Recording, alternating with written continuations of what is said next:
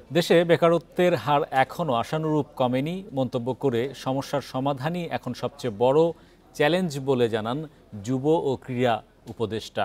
যুব উদ্যোক্তাদের কর্মশালায় বাংলাদেশ বিনিয়োগ উন্নয়ন কর্তৃপক্ষ বিডার নির্বাহী চেয়ারম্যান বলেন, সরাসরি বিদেশি বিনিয়োগ বাড়াতে কাজ করছে সরকার।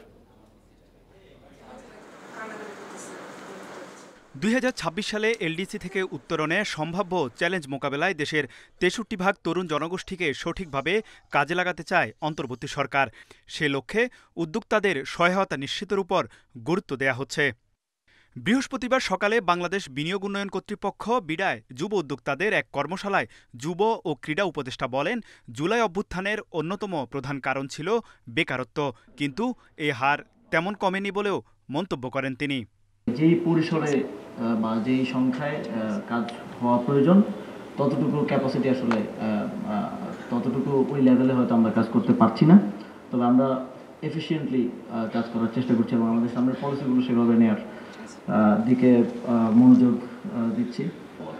এই যে ইনফর্মাল সেক্টরটা আছে, অপ্রাতিষ্ঠানিক অর্থনীতি যেটা আছে, সেই অর্থনীতিকে যদি আমরা প্রোপেল করতে চাই তাহলে আমাদের স্টার্টআপের উপর পর্যাপ্ত ফোকাস থাকতে হবে। কর্মশালায় বিডার নির্বাহী চেয়ারম্যান আশিক চৌধুরী বলেন, সরাসরি বিদেশি বিনিয়োগ বাড়াতে বাংলাদেশকে ব্র্যান্ডিং করা হচ্ছে।